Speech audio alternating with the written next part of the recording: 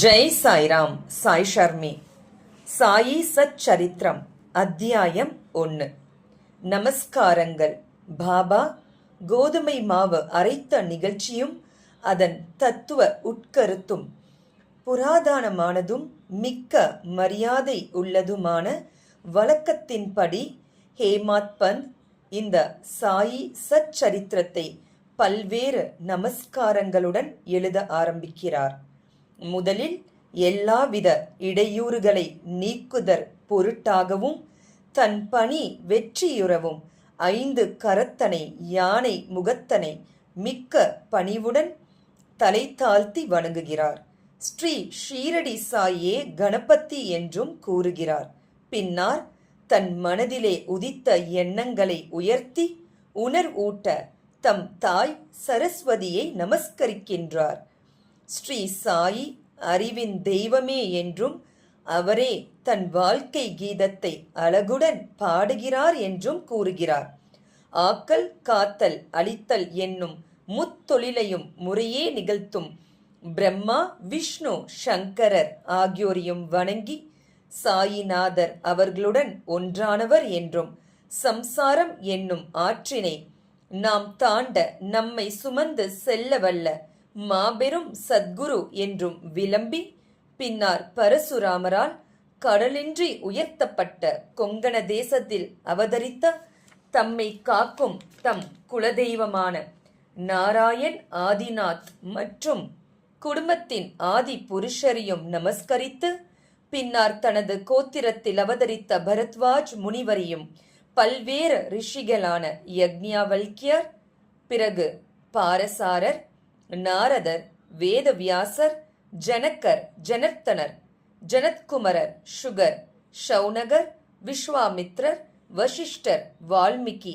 வாமதேவர், ஜைமினி, வைசாம்பாயனர், நவயோகிந்திரர் முதலியோனரையும் நவீன மகான்களாகிய நிவ்ருத்தி, ஞானதேவர், சோபன், முக்தாபாய், ஜனர்த்தனர், ஏக்நாத், நாமதேவர், துகாராம், கனகர், நரஹரி முதலோனரையும் பணிந்து தலைவணங்கி பிறகு தனது தாத்தாவான சதாசிவரையும் தகப்பனாரான ரகுநாதரையும் தம் இளம் வயதில் மறைந்த அன்னை மற்றும் அவரை வளர்த்த அத்தை அன்பிற்குரிய அண்ணன் ஆகியோரையும் வணங்கி பின்னார் படிப்பவர்களை வணங்கி தமது பணிக்கு முழு அன்பையும் சிதையாத கவனத்தையும் கொடுத்தருள வேண்டிக் கொண்டு கடைசியாக தனது ஒரே அடைக்கலமும் பிரம்மமே மெய்ப்பொருள், பாரனைத்தும் மாய தோற்றம் என்று தனக்கு உணர்வுகின்ற ஸ்ரீ தத்தாத்ரேயரின் அவதாரமான சத்குரு ஸ்ரீ சாயி பாபா அவர்களை நமஸ்கரித்து அங்கனமே எம்பெருமான் வதியும் எல்லா ஜீவராசிகளையும் வணங்கி துதிக்கின்றார். பாரசாரர், வியாசர், சண்டிலியர் முதலியோரது கருத்தின்படி பக்தியால் பலகாலம் துதித்தவற்றை சுருக்கமாக கூறிய பின்பு ஆசிரியர் பின்வரும் நிகழ்ச்சியை விவரிக்கிறார். 1910 பின் எப்போதோ ஒரு நாள் நல்ல காலை நேரத்தில் மசூதிக்கு சாய் பாபாவை தரிசிப்பதற்காக சென்றிருந்தேன். பின்வரும் நிகழ்ச்சியை கண்ட நான் ஆச்சரியத்தால் தாக்கப்பட்டேன்.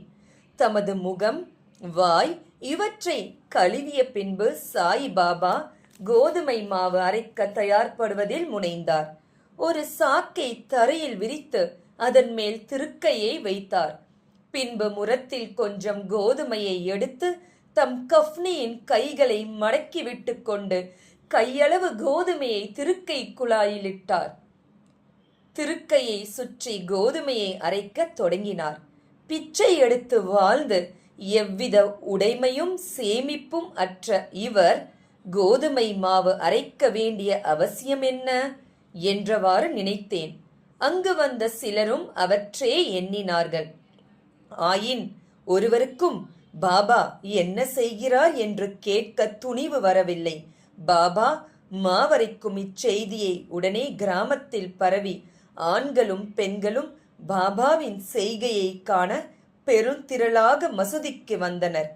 கூட்டத்தில் இருந்த தைரியமுள்ள 4 பெண்மணிகள் வழியே நுழைந்து பாபாவை ஒரு புறம் ஒதுக்கிவிட்டு திருக்கையின் கைப்பிடியை பற்றி பாபாவின் லீலைகளை பாடியவாறு மாவரைக்கத் தொடங்கினார். முதலில் பாபா கடுங்கோபமடைந்தார். ஆயின் அந்த பெண்மணிகளின் அன்பையும் பக்தியையும் கண்டு மிக்க சந்தோஷம் அடைந்து புன்னகை புரியலானார். அவர்கள் அவ்வாறு அரைத்து கொண்டிருக்கையில் பாபாவுக்கு வீடோ பிள்ளைகளோ அன்றி அவரை கவனிக்க யாருமே இல்லதையாலும் அவர் பிச்சை எடுத்து வாழ்ந்ததாலும் அவருக்கு ரொட்டி செய்ய கோதுமை மாவு தேவை இருக்கவில்லை. எனவே இவ்வளவு அதிகமான மாவை என்ன செய்வார்? ஒருவேளை பாபா அன்பாயிருக்கும் காரணத்தால் இம்மாவை நமக்கு பகிர்ந்து கொடுத்து விடுவாரா என்றவாறு எண்ணமிட்டபடி பாடியவாறே அரைத்து முடித்து திருக்கையை ஓரத்தில் நகற்றிவிட்டு கோதுமை மாவை 4 பிரிவாக பிரித்து ஆளுக்கு ஒவ்வொரு பகுதியாக எடுத்துக்கொள்ள தொடங்கினார்கள். இதுவரை அமைதியாகவும் அடக்கமாகவும் இருந்த பாபா கோபமடைந்து, பெண்களே, உங்களுக்கு பைத்தியம் பிடித்து விட்டதா? யாருடைய அப்பன் வீட்டு பொருளை இவ்வாறு அபகரிக்கிறீர்கள்? நீங்கள் தடங்கள் இன்றி மாவை எடுத்து செல்வதற்கு நான் முன்னனம் உங்களிடம் கடன்பட்டிருக்கிறேனா என்ன? தயவு செய்து இப்போது இதை செய்யுங்கள். இம்மாவை எடுத்து சென்று கிராம எல்லைகளில் கொட்டிவிட்டு வாருங்கள் என்றார்.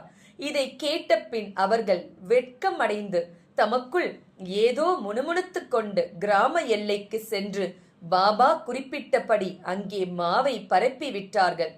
பாபா செய்த இவைகள் எல்லாம் என்னவென்று ஷீரடி மக்களை வினாவினேன். காலரா நோய் கிராமத்தில் பரவிக்கொண்டு இருப்பதாயும் இது அதையே எதிர்க்க பாபாவின் பரிகாரமாகும் என்றும் கூறினார். கோதுமை அரைக்கப்படவில்லை, காலராவே அரைக்கப்பட்டு கிராமத்திற்கு வெளியில் கொட்டப்பட்டது. இந்நிகழ்ச்சியின் பின்னர் காலரா மறைந்து கிராம மக்கள் மகிழ்ச்சியுற்றனர். நானும் இவற்றையெல்லாம் அறிந்து கொண்டதில் மிக்க மகிழ்ச்சி அடைந்தேன். ஆனால் அதே சமயம் எனக்கு ஆச்சரியம் விளைந்தது. காலராவுக்கும் கோதுமை மாவுக்கும் பூ உலகில் உள்ள ஒற்றுமை யாது? சாதாரணமாக அவைகளுக்குள் உள்ள உறவு என்ன? அவை இரண்டையும் எங்கனம் இணைக்க முடியும்? இந்நிகழ்ச்சி விவரிக்க இயலாததாய் இருக்கிறது. நான் இதை பற்றி சிறிது எழுதி என் மனம் நிறைவூடும் வரை பாபாவின் இனிக்கும் லீலைகளை பாடுவேன். இந்த லீலையை பற்றி இவ்வாறாக எண்ணமிட்ட பின் என் உள்ளம் மகிழ்ச்சியால் நிறைந்தது. இங்கனம் நான் பாபாவின் வாழ்க்கை வரலாறான சச்சரித்திரத்தை எழுத உணர்ச்சியூட்டப்பட்டேன். பாபாவின் அருளுடனும் ஆசியுடனும் இப்பணி வெற்றிகரமாக நிறைவேற்றப்பட்டது என்பதையும் நாம் அறிவோம். ஷீரடி மக்கள் இந்நிகழ்ச்சியை ஒட்டி அமைந்த காரணத்தை தவிர வேறொரு தத்துவ உட்கருத்தும் இருப்பதாக நாம் நினைக்கிறோம். சாயி பாபா ஏறக்குறைய 60 ஆண்டுகள் ஷிரடியில் வாழ்ந்தார். இந்நீண்ட காலத்தில் அவர் பெரும்பாலும் தினசரி அரைத்தார்.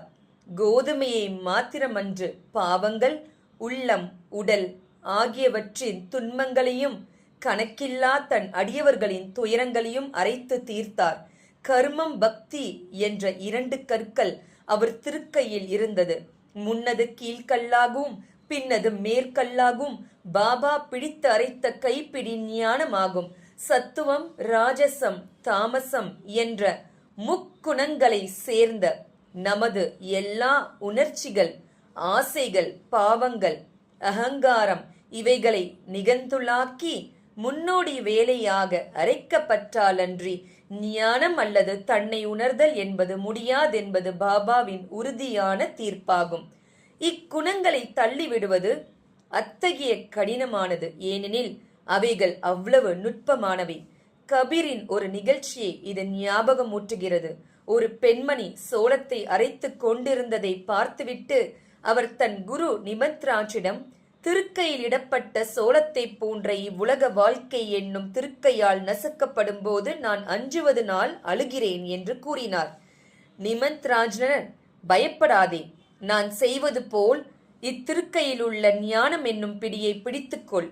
அதிலிருந்து நெடுந்தூரம் சென்று திரியாதே. ஆயின் உட்புறமாக திரும்பு. அப்போது நீ காப்பாற்றப்படுவது நிச்சயம் என்று பதிலளித்தாராம். ஸ்ரீ சாயை பணிய அனைவருக்கும் சாந்தி நிலவட்டும். ஜெய் சாய்ராம்.